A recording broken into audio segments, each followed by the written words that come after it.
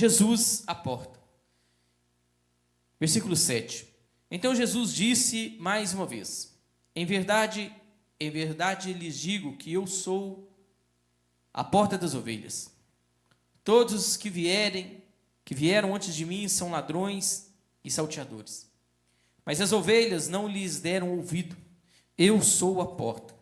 Se alguém entrar por mim, será salvo. Entrará, sairá e achará pastagem. O ladrão vem somente para roubar, matar e destruir. Eu vim para que tenham vida e vida em abundância. Feche seus olhos. Senhor, em nome de Jesus, nós agradecemos o Senhor por podermos cantar louvores e exaltar o teu santo e magnífico nome. Consagramos desde já esse final de semana ao Senhor. Pedimos que o Espírito Santo de Deus esteja à frente de tudo aquilo que nós formos fazer. Que tudo que nós fizermos seja para a fama, para a exaltação do nome de Jesus. Pedimos ao Senhor que fale conosco, que nos ilumine neste momento. Em nome de Jesus, amém. Os irmãos podem sentar-se. Dos 4 evangelhos que nós temos da Bíblia, Mateus, Marcos, Lucas e João, ele é escrito sobre uma perspectiva, sobre um foco diferente. O último evangelho a ser escrito foi o evangelho de João. Os 3 demais já haviam sido escritos quando ele escreveu. Inclusive, quando João escreve o evangelho de nosso Senhor e Salvador Jesus Cristo, todos os demais apóstolos já haviam sido martirizados. Já estavam mortos. Já tinham sido mortos. João, ele pega um olhar, ele trata de assuntos tão peculiares, não tratados, nem todos tratados pelos outros evangelhos. Ele escreve para nós, ele descreve para nós 7 milagres. E ele descreve para nós também 7 declarações no evangelho. Os 7 eu sou de Cristo. Eu sou o pão da vida, eu sou a luz do mundo, e hoje nós vamos estudar, eu sou a porta das ovelhas. Quando Jesus declara, eu sou, ele se identifica, ele se mostra, ele se apresenta exatamente como Deus. E João, ele junta esses 7 milagres e essas 7 declarações para mostrar para uma igreja perseguida, para uma igreja que estava sentindo o peso do chicote romano, que eles não estavam acreditando, que eles não estavam confiando numa historinha da carochinha e histórias de contos de fadas, mas que eles acreditavam no próprio Deus, que Deus veio no meio deles e sujou os pés de poeira e curou pessoas e ressuscitou mortos e disse, eu sou o pão da vida. Enquanto eles ainda olhavam para os tempos passados, no tempo que Moisés havia orado ao Senhor e Deus tinha mandado pão, aquele pão do céu, mas que matava só a fome humana. E no outro dia eles tinham que colher de novo o maná, e tinham que colher de novo, mas Jesus é o verdadeiro pão do céu. Na segunda declaração de Jesus, onde Jesus se declara, eu sou a luz do mundo, no último dia da festa dos tabernáculos, na apoteose da festa, o dia mais importante da festa. Quando as mulheres iam para o pátio das mulheres no templo, e elas pegavam tochas e dançavam, encenando aquela tocha, aquela coluna de fogo que os aquecia e os dirigia no deserto. E elas faziam menção e faziam lembrança a isso. E nesse último dia Jesus olha e fala assim, eu sou a luz do mundo. Julgando uma mulher, um casal, que foi pego em adultério, mas só a mulher foi levada em julgamento. Não conseguiram, não encontraram. Cadê o homem? Apresentou ali só a mulher. E ela foi julgada por Cristo. E ninguém mandou pedra. E Deus também não lhe mandou pedra. E ela sai dali reconhecendo que Ele é Senhor. Mas para nós compreendermos bem a declaração de Jesus, eu sou a porta das ovelhas, nós teríamos que ler o capítulo 9 de João. Porque a história começa lá. Ela não começa inicialmente de uma vez no capítulo 10. No capítulo 9 de João, Jesus está andando e ele vê um homem cego.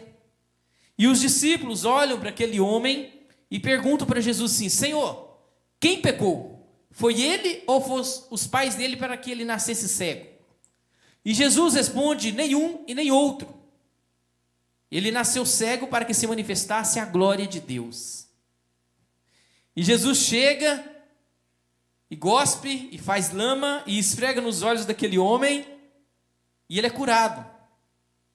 E Jesus fala com ele: vai lá até o tanque de Siloé, que significa o enviado, lava os seus olhos. Ele lava e ele é curado. E quando as pessoas veem isso, as pessoas começam a brigar, os fariseus começam a brigar e a discutir, dizendo: esse homem não é de Deus, porque era sábado, e Jesus curou um homem no sábado.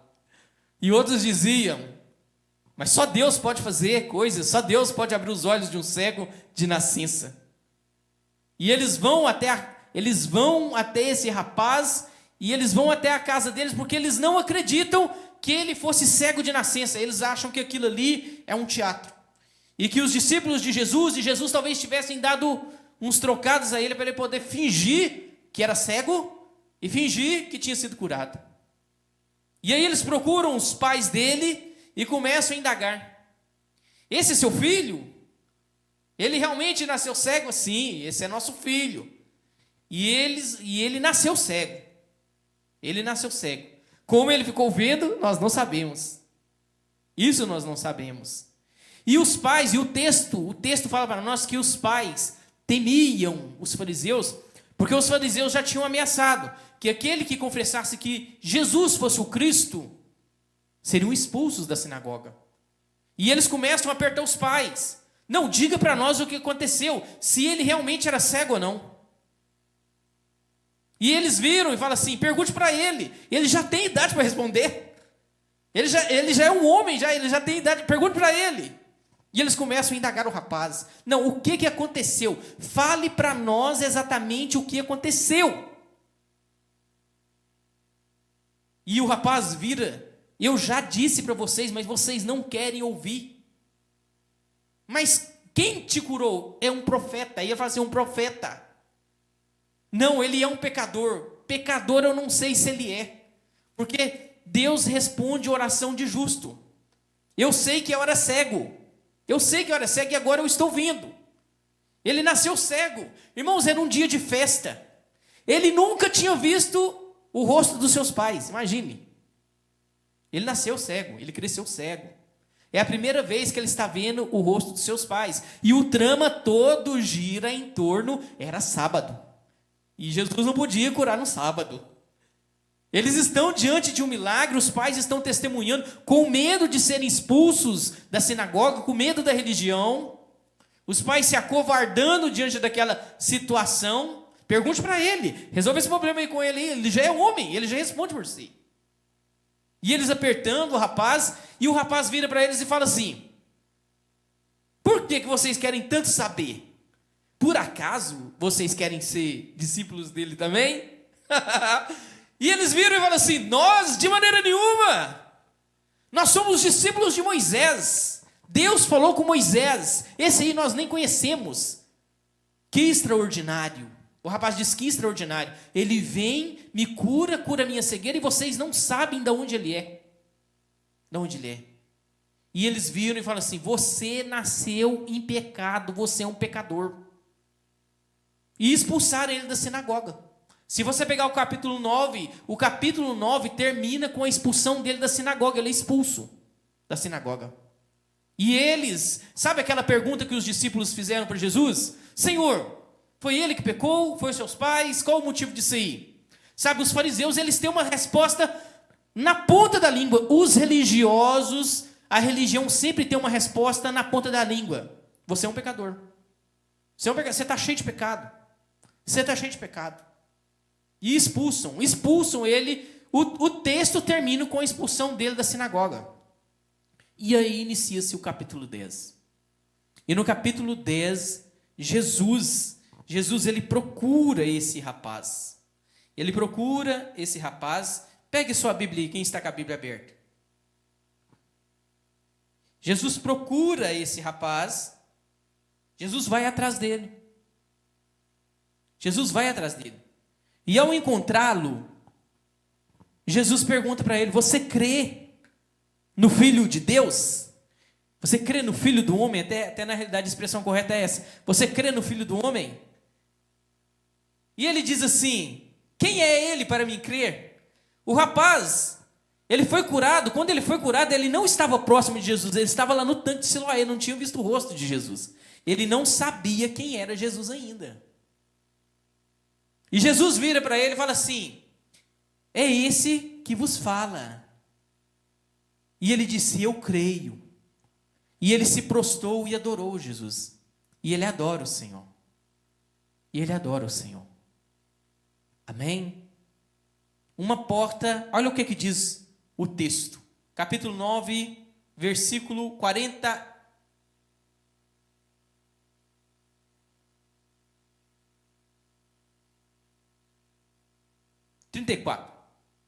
Capítulo 9, versículo 34. Olha só. E eles disseram assim, mas eles disseram: você nasceu cheio de pecado e quer nos ensinar? E o expulsaram. O capítulo 9, ele vai terminando com essa, depois tem a questão da cegueira espiritual, mas o enredo dessa história termina com a expulsão dele. Termina com a expulsão dele. E aí no versículo 35, olha só, Jesus ouviu que eles tinham expulsado o homem, e ao encontrá-lo perguntou: você crê no Filho do Homem? Ele respondeu: quem é, Senhor, para que eu creia nele? E Jesus lhe disse: você já tem o visto, e é aquele que está falando com você. Então ele se afirmou: eu creio, Senhor, e o adorou. E Jesus continuou. Eu vim a este mundo para juízo, a fim de que os que não veem vejam, e os que veem se tornem cegos. E no capítulo 10, Jesus retrata a questão: eu sou a porta das ovelhas. Aquele rapaz tinha sido colocado para fora. No dia da sua cura. No dia da sua cura, ele tem uma vida inteira de cegueira.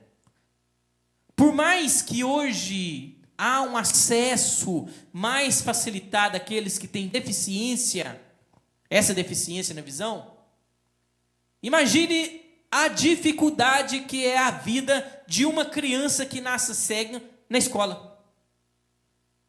Nós temos livros em braille, mas você já viu algum livro em braille aqui em Araújo? Você já viu alguém que trabalha com braille aqui em Araújo? Talvez até tenha. Mas os irmãos estão vendo como as coisas são mais difíceis? Elas são bem mais difíceis. Imagina a história de uma criança, de um adolescente, de um jovem, de um homem pedindo esmola. Por quê? Porque os seus vizinhos ficaram atônitos. Eles ficaram assim: é aquele rapaz que ficava pedindo esmola? Uns diziam assim, outros, eu acho que não, porque ele está vendo. É extraordinário o milagre. É extraordinário o milagre. Jesus é a porta no qual nós podemos entrar e sair. A religião sempre, a religião vai querer jogar uma canga pesada sobre nós. Uma canga, um fardo pesado sobre nós. Sempre vai. Jesus é a porta das ovelhas. O que isso nos ensina? Primeira coisa, em Jesus, ele é a porta da salvação eterna. Aquele rapaz, ele foi curado de um problema físico, que ele nasceu com ele. Amém? Toda glória e toda fama ao nome de Jesus. Mas esse milagre, ele somente se completou, ele foi pleno, quando ele reconhece Jesus como Senhor, e ele se entrega, e ele adora Jesus, ele crê nele como Filho de Deus. Esse foi o momento do maior milagre, porque ele poderia ter morrido, ser levado a um cemitério, colocado ali, sem salvação, e não ter mais visão nenhuma.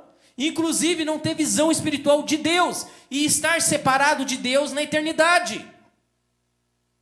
O que adiantaria para esse rapaz ter os seus olhos curados, ele ver novamente não, porque ele nunca tinha visto, mas ele ver as coisas mas ele não vê Deus na eternidade.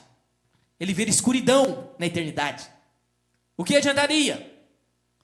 O milagre completo, o grande milagre, foi a transformação, foi a abertura dos seus olhos? Foi. Mas o milagre eterno foi quando os seus olhos foram abertos para o verdadeiro Cristo, para o verdadeiro Deus. Os seus pais tinham medo, seus pais estavam tremendo de medo dos fariseus, porque eles ameaçaram expulsá-los eles da sinagoga, e eles expulsaram aquele rapaz? Porque enquanto aquele rapaz estava mendigando, estava ali pedindo esmola, enquanto aquele rapaz estava jogado à sarjeta da sociedade, ele estava ali, estava se cumprindo, como se ele estivesse cumprindo o seu papel. Mas agora não, ele foi curado, ele está vendo, seus olhos são abertos. Mas para a religião isso não é bom, porque descumpriu, teoricamente descumpriu aí, né? Não guardou o sábado. Jesus não guardou o sábado. Jesus curou no sábado uma vida, e Jesus salvou uma vida no sábado de maneira eterna, de forma eterna. Esse sermão, ele não é assim tão politicamente correto, porque nós ensinamos que Jesus, ele é o único caminho, a verdade e a vida, em meio a um tempo de muitas religiões, que prometem muita felicidade, que prometem salvação, mas nós cremos, e nós sabemos, e nós ensinamos, e nós defendemos, que Jesus é o único caminho. E se você quiser vir a Deus, se você quiser ter uma vida eterna e ser curado de maneira espiritual e ver a Deus eternamente, isso é somente através de Cristo. Porque não existe outro mediador dado entre os homens, pelo qual importa que nós sejamos salvos, a não ser Jesus. Não existe outro nome. Atos 2:42. Não existe outro nome pelo qual importa que nós sejamos salvos, a não ser o nome de Jesus. Então falar isso para essa geração, falar isso nesses dias, não é muito conveniente, não é muito bem aceito. Mas é verdade.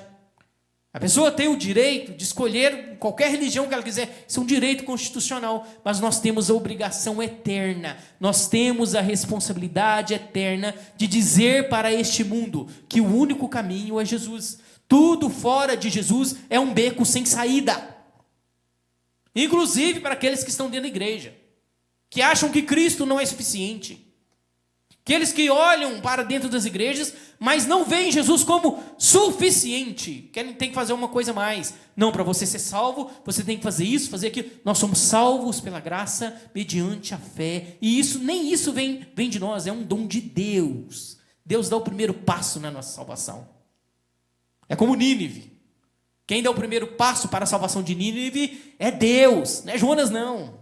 Não é Jonas, não. É Deus. Deus dá o primeiro passo. E é Deus que conduz o coração daquele povo ao arrependimento. É o Senhor. Jonas ali é um servo, né? E um mau servo. Problemático ainda. Muito problemático, Jonas.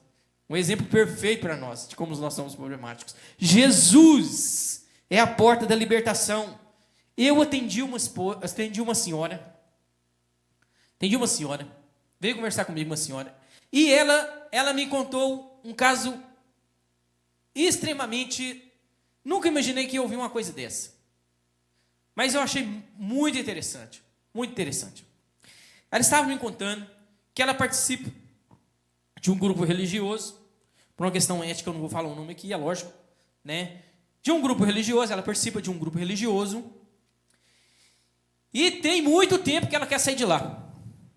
Que ela está lutando para sair de lá. Que ela está lutando. Ela participa de uma congregação da qual ela quer sair de lá. E ela não dá conta. Ela não consegue. Ela falou assim, já teve dias de eu sair de casa. E eu falo assim, hoje eu vou em tal igreja. E no caminho ela não consegue e ela volta para lá. Medo. Quando Jesus te salva, quando Jesus salva aquele rapaz, ele salva ele para uma liberdade eterna. É por isso que o texto, Jesus fala assim, ele sai, ele entra. O versículo 9 diz assim, ó, olha só. Jesus diz assim, eu sou a porta, se alguém entrar por mim, será salvo. Versículo 10, 9. Né? O versículo completo, eu sou a porta, se alguém entrar por mim, será salvo. Entrará e sairá. O que é isso? Liberdade. É liberdade. Jesus, ele te comprou para ser livre. Você só é livre em Cristo Jesus. Toda liberdade fora de Cristo Jesus é escravidão. Eu vou abandonar Jesus porque eu quero ser livre. Você quer se tornar um escravo do pecado. Toda liberdade real só existe em Cristo. Fora de Jesus é escravidão. E eu estava conversando, explicando isso para ela. Não, calma lá. Calma lá, Jesus chamou a senhora para ser livre. A senhora é livre. Nós não gostamos de perder ninguém. Não gostamos. Nós não gostamos, principalmente nós batistas, nós não gostamos. A nossa história, quando nós chegamos no Brasil, né, sempre nós comprávamos 2 lotes. Eu já contei isso para os irmãos. Um lote construía o templo, e o outro lote, o que construía? Um cemitério. Nós batismos tínhamos esse costume. No sul tem muitas igrejas que se construiu o templo e do lado o cemitério. Por quê? Um sentimento de pertencimento. Você é nosso até depois de morto. Você faz parte da nossa família, você faz parte dessa igreja até depois de morto. Nós não queremos perder ninguém. Amém? Mas se chegar um irmão para mim e falar assim, eu vou embora, porque eu estou indo embora de Araújo, quero congregar em outra igreja, né? Ou agora estou morando muito longe da igreja e estou pensando talvez em congregar em uma igreja, estou falando igreja, tá? Se for seita, eu falo na hora, isso é uma seita, o senhor não vai não. Agora, se ele vier para mim assim, eu estou pensando em congregar em outra igreja, eu vou falar que não vai não, nós vamos sentir sua falta. Mas ele fala assim, não, mas eu vou. Irmãos, eu não vou rogar uma praga nele. Eu não vou jogar uma maldição nele, de maneira nenhuma. Ele é livre. Jesus nos chamou para a liberdade. Amém?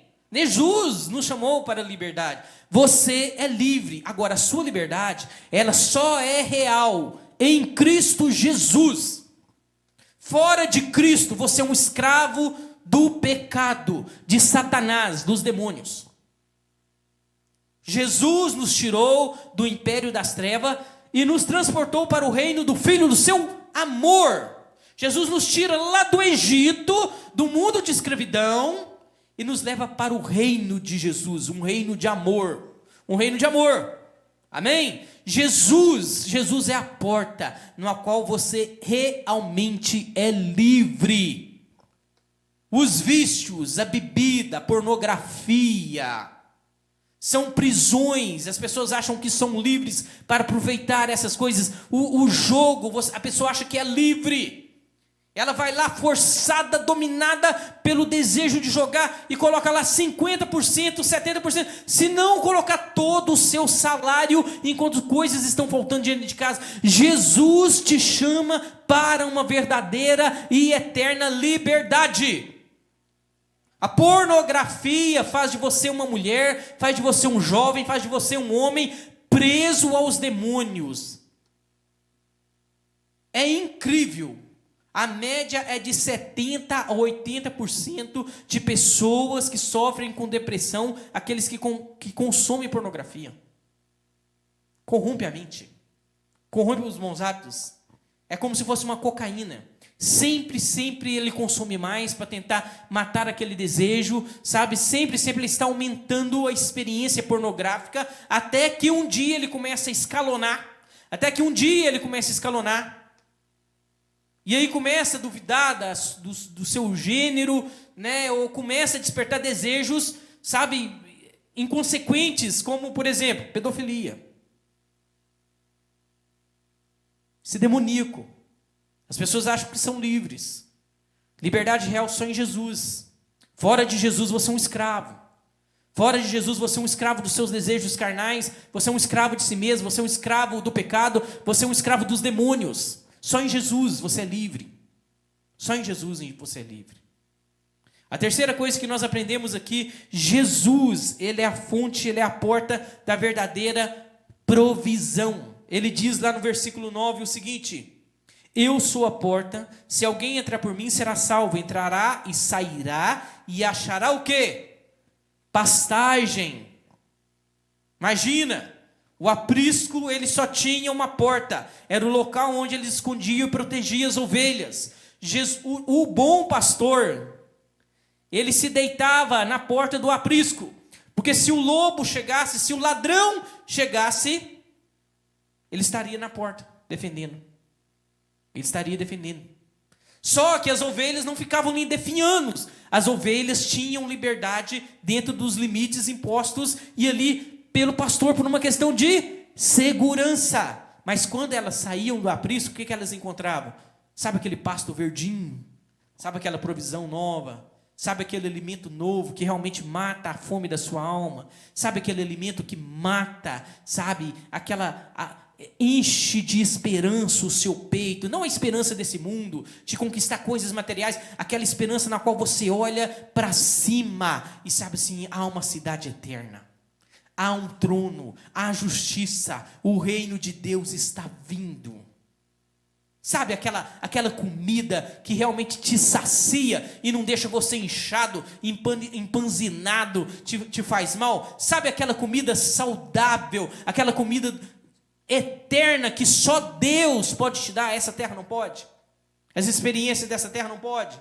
Porque você sempre é a pessoa que sempre quer consumir mais, mas nunca mata essa fome. Jesus te oferece o pão que desceu do céu, é Jesus, e Ele mata a sua fome de maneira eterna. De forma eterna. De forma eterna. O que Eclesiastes nos ensina?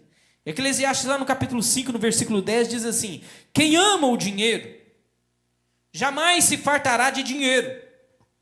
Ele pode ter montanhas e montanhas e montanhas de dinheiro. Sempre vai ser pouco. Sempre vai ser pouco. Se ele consegue juntar 100 mil, é pouco. Poderia juntar 200. Ah, se eu tivesse 200. Ele vai juntar 200. Ah, se eu tivesse 300.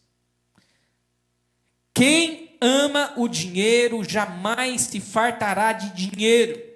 Quem ama a abundância nunca ficará satisfeito com o que ganha. Eclesiastes capítulo 5, versículo 10. Só Jesus é a porta na qual você encontra provisão que satisfaz você de uma maneira definitiva, perfeita, profunda e eterna. O sexo não vai matar essa fome, a experiência fora da igreja, as drogas não vão matar essa fome na sua vida. Só Cristo Jesus. Só Cristo Jesus. Existia uma porta em Jerusalém que se chamava a Porta das Ovelhas. Jerusalém tinha várias portas. O livro de Neemias já descrevia ela para nós. Lá em Neemias capítulo 5, versículo 10, se não me engano. Ela se chamava a Porta das Ovelhas. Criou-se o costume entre o povo de Deus, entre o povo de Israel, de que na semana da Páscoa, essa semana, as ovelhas que iam chegar na cidade para o sacrifício, aquelas ovelhas que seriam escolhidas para o sacrifício, elas deveriam entrar somente pela Porta das Ovelhas. Todas as ovelhas que entravam pela Porta das Ovelhas eram separadas para o sacrifício. Você não chega diante de Deus se não houver morte, se você não morrer. Você é uma ovelha de Jesus? Jesus é porta na sua vida? Você já entrou por Ele? Você já morreu em Cristo Jesus? Você já está crucificado? Cristo já vive em você? Jesus já vive em você? Eis que estou crucificado. Não vivo mais eu, mas Cristo vive em mim. Você é uma ovelha que passou pela porta? Jesus é a porta das ovelhas. Quem passar por Ele, entrará, sairá e encontrará pastagem. Jesus é a porta na nossa vida. Somente Ele pode nos levar a Deus, mas ninguém pode. Eu queria convidar você, fica de pé.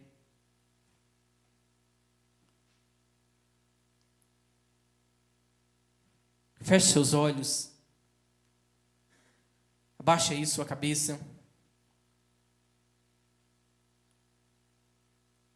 Talvez você conheça alguém que está tentando se saciar com comidas desse mundo, não comidas, não essa comida mesmo, natural, mas uma comida espiritual. A pessoa tem procurado tanto, ardentemente, encher o seu coração e matar a sua fome, e ela tem comido tantas coisas podres, ela tem comido tanta lavagem junto com os porcos, e o Pai está chamando essa pessoa para voltar e passar por essa porta que é Jesus, a porta das ovelhas, e ter uma liberdade real e ser livre verdadeiramente e não ser aprisionado pelo peso, pela canga da falsa religião.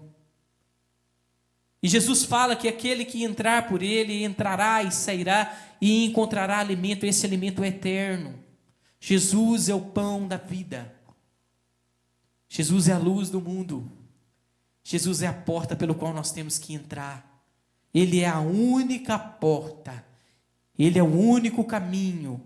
Ele é a única vida. Tudo fora de Jesus é morte. Tudo fora de Jesus é morte. Tudo fora de Jesus é mentira. Jesus, ele é a verdade. Ele não é uma das verdades. Ele não contém a verdade. A verdade é uma pessoa e essa pessoa é Deus.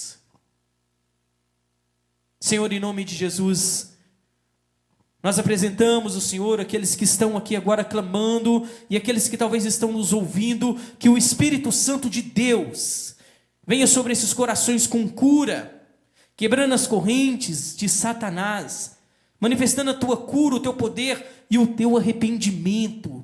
Assim como aquele rapaz olhou para o Senhor e viu o Senhor como o Filho do homem, o Filho de Deus, e entregou e adorou o Senhor, que essa geração possa dobrar os seus joelhos diante do único e do verdadeiro Senhor, e Tu és o Senhor.